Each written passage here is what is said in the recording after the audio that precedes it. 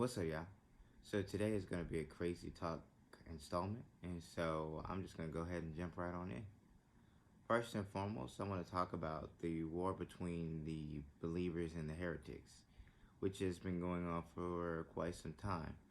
And really, what the war between the believers and the heretics is it comes down to a play or an act. It's like a tug of war, really, between two forces. One could say it's forces of good and evil, um, which is a simplistic way of thinking about it. But even saying believers and heretics is a simplistic way of thinking about that war. But ultimately, it comes down to just, are you a believer or are you not? And for my 3D friends who are non-believers, cool. I used to believe in the 5 basic food groups. Yeah, I so I'm with you. I'm with you. Oh wait, they got rid of that? Oof, a lot of this stuff I'm just gonna gloss over and not really go in depth because you can read. And see, she knows. You can read. Mm. So let's keep on moving. Most people don't realize that the real currency of this realm is blood. This is the reason we have a lot of wars. This is the reason we have a lot of unexplainable incidents or accidents in which people are maimed or killed. Not only is blood a currency, but fear is a delicacy in this realm. So not only do people feed off of fear, but you have folks who actually drink blood and enjoy it. And that is one of the most interesting factors about this realm is that we have so many occultists out there, especially in the elites and the lower end of this realm spectrum, so to speak, if you want to call them lower end. And when I say lower end, I'm speaking of the lower class or middle class, as they call it. Um, they don't know anything about this stuff. They chase paper. I'm sorry, they chase cotton paper. While these people are killing the less desirable, which is i.e. them, as they are called, less desirable. I'm just air quoting all of this. So everything I say at this point until I say air quote is over, and I may forget to say it, but just know that everything right now is air quotes. That needs to be air quotes. So yeah, they take the less desirable, kill them. Hell, and some of these people aren't even less desirable. Some of these people are like virgins, like teenagers, and their fear, their blood, all of that, their life essence is fed on. But you don't realize that because you see it in movies and like, oh my god, that movie was great. Oh, ha ha ha ha ha ha ha. Fun. While down the street, someone is actually having that done to them. So, but you don't know. Because that's how much of a fantasy world they created. We're so much in our phones that we will overlook someone getting abducted.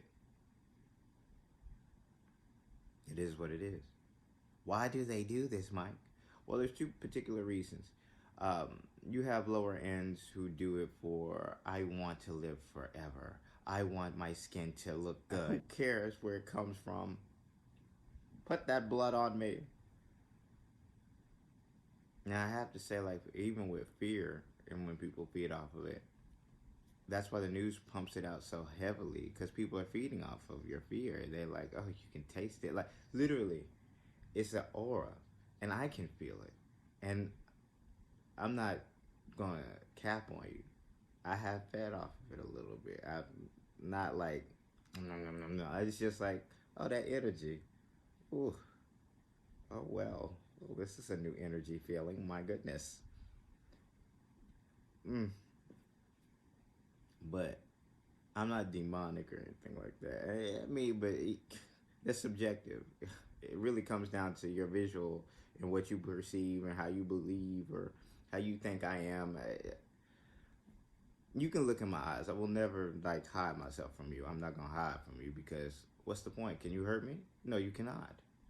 I'm one of the most powerful deities on this planet at the moment, and who could hurt me? Really? Look into my eyes. Do I fear you? Do I fear a 1,000-pound bomb dropping on my head? Absolutely not. Because I know that I can play the inverse sound of this medium and be protected. But you don't know that.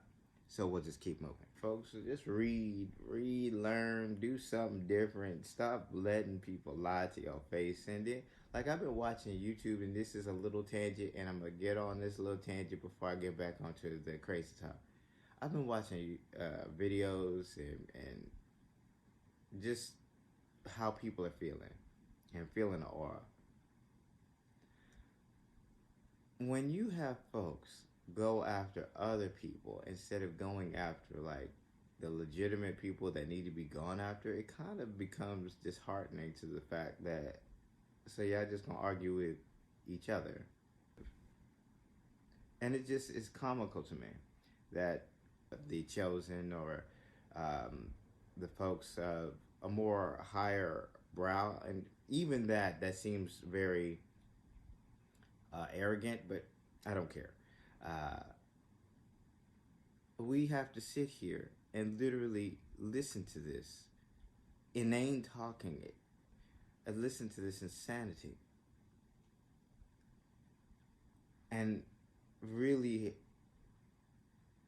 I was going to go live today, but I thought to myself, I'm doing that for an egotistical kind of kick, and I really don't care about that kind of stuff anymore. And then I realized that people are just going to continue to do what they're going to do, and they're following a never-ending cycle, and that is their lease in life. So all I can do is say what I say and keep it moving. But back to it, shall we? So, in the 1950s, both Truman and Eisenhower were made aware of beings from Zeta Reticuli, or they're not really from Zeta Reticuli, but for this purpose, they're from Zeta Reticuli. And a agreement was brokered, a new agreement, which violated older agreements set forth by a lot of these older orders and organizations. And they were signed by the organization members and by the leaders of the realm, the actual architects of the realm. One of them being myself in a different form. And I have to say, it wasn't Anlo, it was a different incarnate. So even though Anlo is our progenitor incarnate spirit, we have different avatars and different feelings and different emotions. But each and every one of us are ultimately connected to each other, so to speak. And the TV show Avatar does a good depiction of how that works. So if you really want to understand that, go watch that. And so the agreement that was brokered, let me tell you a little bit about that agreement, okay? So when they signed that agreement, do you know what they signed? People being abducted, people being experimented on. Do you know what they signed those people over for? Lasers. High-powered lasers. They signed over people's livelihoods for lasers. You really don't have to take my word for any of this. All you have to do is read. Go back and read everything, and then make your overall judgment from there, okay? And last but not least, and I was going to talk about the organizations that make up this realm that are created by certain people, but I'll say that for a different video because this is getting long, and editing is just editing in itself, especially if you don't feel like doing it, can be a bit much. I just be like, ugh. But I'll get through it and I'll get you this video. So lastly but not least, actually there's 2 more topics and then I'll be done, okay? So the next topic is going to be New Jerusalem. And I'm going to just speak briefly about New Jerusalem because I've been skating around that like there's no tomorrow, because I really don't want to just talk about it because Like it pushes the narration along too quickly, and I need y'all to like think for yourself. Okay, I need y'all to come up with some of this stuff on your own.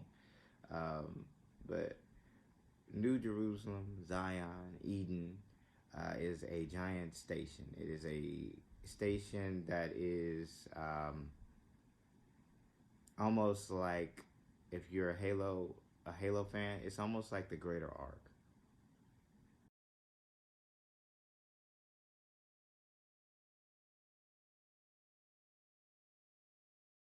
It's not open like the greater arc. It's in an enclosure. So even though it's like a Halo ring, it's enclosed. So the environment is in an enclosure. But ultimately, it's a wide open space. It's very nice, beautiful, beautiful, horribly beautiful, and big. So take that for what it is. Um, oh, and as for those who think that they can just, oh, that's a place I can go to. I can finally escape this area here.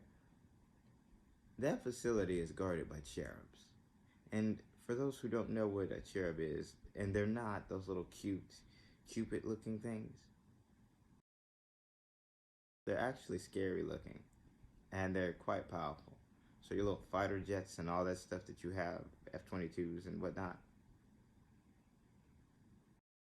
imagine being in a fighter jet chasing a alien, and you've seen a lot of these UFO depictions, especially the ones where actual fighter jets are monitoring these UFOs. They do turns and movements that are unexplainable and cannot be explained by our current understanding of physics, because you don't understand physics. That's why they violate all your laws of physics. Get together, okay? Get together. And last but not least, I saved the best for last, the Philosopher's Stone. There's a couple ways to make a Philosopher's Stone. And all of those ways in which you can make a Philosopher's Stone uh, require a lot of sacrifices to be made. And you can take that for what it is. Um, Now, for this purpose, there's something going on with the planet in which they're not telling you about. And then, not to mention, you have both mother and father, my sister, my brother, myself, and a lot of the other actors and actresses of this realm who are waking up and coming back online and just are like, oh, we're being activated. I guess it's our time. Not only do you have all of those actors on the field, you have the planet doing its thing. And most people say, oh, the planet is waking up. Yeah, the planet is waking up. Don't get me wrong. The planet is waking up. But the planet is also going through some things, okay? It's going through some things that the life forms on this planet probably won't be able to hang with, so to speak. So you can take that for what it is. And there's ways around it. There's ways to reestablish what once was. But ultimately, I think that the best method is to just let the planet do its thing, get rid of everybody, and restart anew. That's normally the best course of action for a planet, and that's normally what they do.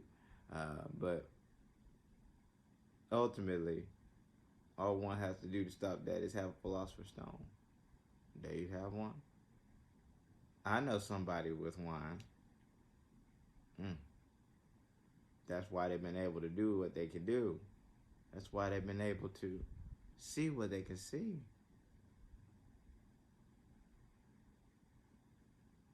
And let's not even talk about melanin. Ooh, if that boy tell you about melanin or carbon in your skin, you would do cartwheels. But that's for later days. And don't get a big head about melanin and carbon, because everybody has it. Everybody. everybody. It's the only way you can hold a form together. Carbon. So, you got it. And before I get those naysayers to be like, how they got it? Everything is connected, folks. This is a game. Everything is connected. So, really, hunker down, put two and two together, and stop letting them lie to you. So, we have reached the 20-minute mark. I have a lot of cuts and edits to do. And I'll get this back to you. Hopefully, if I like it. So, with that knowledge and information out there, for the light workers, keep doing your thing. For the chosen, stay on mission. And for those who know, let's get it.